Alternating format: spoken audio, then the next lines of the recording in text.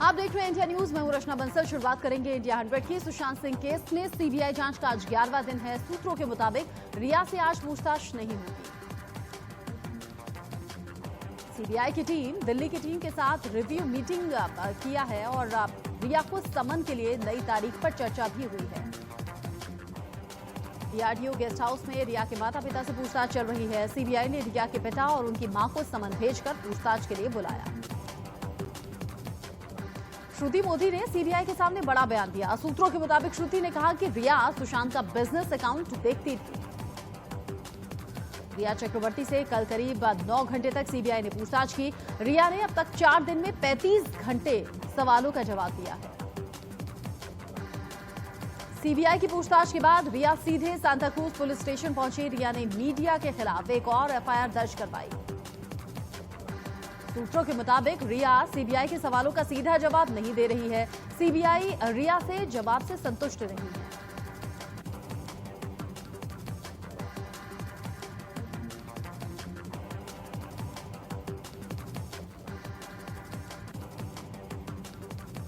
रिया चक्रवर्ती से आज पूछताछ नहीं हो रही है, लेकिन रिया चक्रवर्ती के माता पिता को पूछताछ के लिए बुलाया गया है। डीआरडीओ गेस्ट हाउस में ये पूछताछ चल रही है।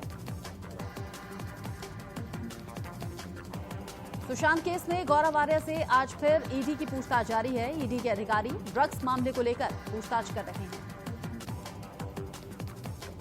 ईडी ऑफिस में गौरव आर्या के वकील भी मौजूद हैं। कल भी गौरव आर्या से पूछताछ हुई थी।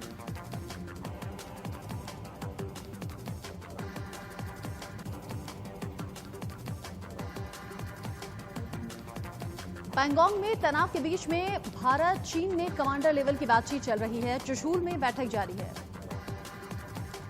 एलएसी पर चीन की चालबाजी जारी है। एक और चीन घुसपैठ की कोशिश कर रहा है, वहीं दूसरी तरफ चीन शांति का राग भी अलाप रहा है।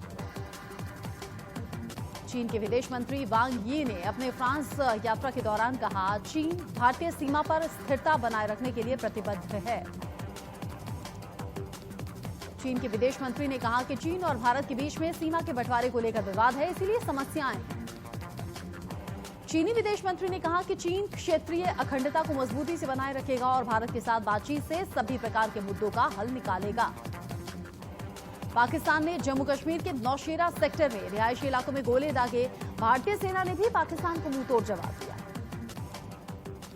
श्रीनगर लेह हाईवे को आम लोगों के लिए बंद किया गया है। हालांकि सुरक्षा बल हाईवे का इस्तेमाल कर सकते हैं। पूर्व राष्ट्रपति प्रणब मुखर्जी आज पंचतत्व में विलीन होंगे। दोपहर 2:30 बजे अंतिम संस्कार उनका होना है। पूर्व राष्ट्रपति प्रणब मुखर्जी का पार्थिव शरीर दिल्ली में उनके सरकारी आवास पर रखा गया। अंतिम दर्शन के लिए नेताओं का तांता दिखाई दिया। प्रधानमंत्री मोदी ने प्रणब मुखर्जी को श्रद्धांजलि दी। श्रद्धांजलि के बाद पीएम मोदी ने प्रणब मुखर्जी की बेटी और बेटे से भी बातचीत की। राष्ट्रपति रामनाथ कोविंद ने भी प्रणब मुखर्जी को श्रद्धांजलि दी। लोकसभा अध्यक्ष ओम बिरला ने प्रणब दा को नमन किया। रक्षा मंत्री राजनाथ सिंह ने भी प्रणब मुखर्जी को श्रद्धांजलि दी। उनके पार्थिव शरीर को नमन किया। प्रणब मुखर्जी की श्रद्धांजलि देने के लिए पूर्व पीएम मनमोहन सिंह और राहुल गांधी भी पहुंचे। हाथ जोड़कर प्रणब मुखर्जी को नमन किया। आरएसएस प्रमुख मोहन भागवत, निर्मला सीतारमण, गुलाम नबी आजाद ने भी प्रणब मुखर्जी को श्रद्धांजलि दी। देश भर में आज गणेश विसर्जन हो रहा है। सोशल डिस्टेंसिंग के साथ लोगों ने बप्पा को विदा किया। आज से देश में अनलॉक 4 की शुरुआत हुई। 7 सितंबर से दिल्ली में मेट्रो चलेगी। स्कूल, कॉलेज, सिनेमा हॉल अभी बंद रहेंगे, लेकिन ओपन थिएटर खोले जाएंगे।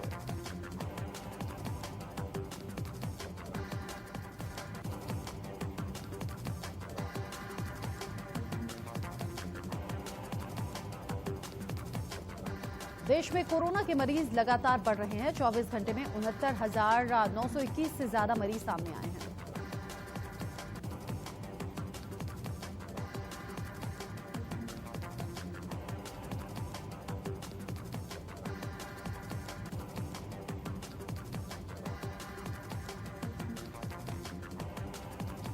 देश में कोरोना से 24 घंटे में 819 लोगों की मौत हो गई। मौत का कुल आंकड़ा 65,288 तक पहुंचा है। अब तक करीब 28,39,883 मरीज ठीक हो चुके हैं।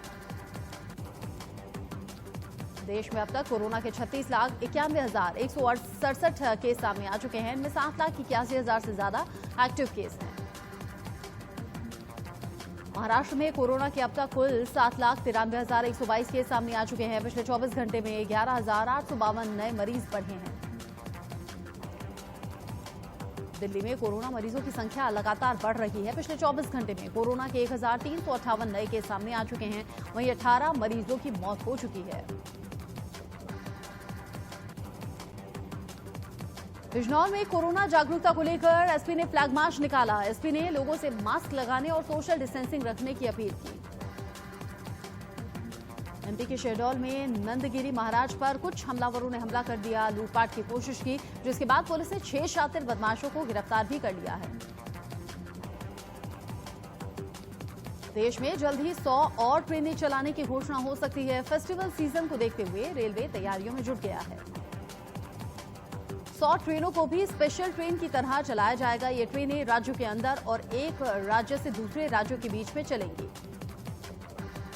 सूत्रों के मुताबिक रेल को गृह मंत्रालय की हरी झंडी का इंतजार है। जल्द ही इन ट्रेनों की टाइम टेबल भी जारी कर दी जाएगी। देश में फिलहाल 230 एक्सप्रेस ट्रेनें चल रही हैं। इनमें 30 राजधानी ट्रेनें भी शामिल हैं।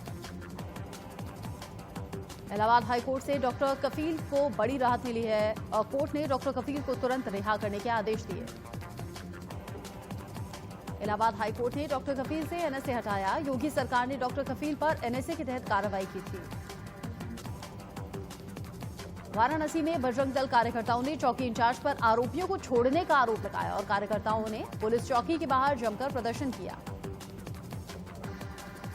कानपुर में मेड ने मालिक के बच्चे की बेरहमी से पिटाई कर दी। पूरी तस्वीरें सीसीटीवी में कैद हो गई। आरोपी को पुलिस ने गिरफ्तार कर लिया है। राजस्थान के भीलवाड़ा में छेड़खानी करने पर गांव वालों ने तालिबानी सजा दी। गांव वालों ने आरोपी को पूरे गांव में बिना कपड़ों के घुमाया।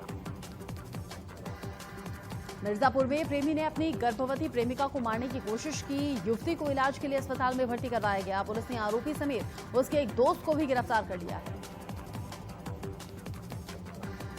राजस्थान की सेपोई में महिला पर हमला और रेप की कोशिश के मामले में एक आरोपी की गिरफ्तारी हुई है। पुलिस आरोपी से पूछताछ फिलहाल कर रही है। जौनपुर में 2 युवक फर्जी किन्नर बनकर लोगों से पैसे मांग रहे थे, तभी कुछ किन्नरों ने उन्हें पकड़ लिया और सर मुंडवाकर पिटाई की। ललितपुर में पुलिस ने 25,000 के इनामी बदमाश को गिरफ्तार कर लिया है। बदमाश पर दुष्कर्म समेत कई वारदातों को अंजाम देने का मामला दर्ज है। भदोही में एक पावर हाउस में अचानक से आग लग गई। फायर ब्रिगेड की टीम ने आग पर काबू पाया। जबलपुर में पुलिस ने 4 शातिर लुटेरों को गिरफ्तार किया है। बदमाशों के पास से हथियार और कारतूस भी बरामद हुआ। मुंबई के क्रॉफोर्ड मार्केट में एक अनियंत्रित कार ने सड़क किनारे खड़े लोगों को टक्कर मार दी। 5 लोग इसमें गंभीर रूप से जख्मी हो गए।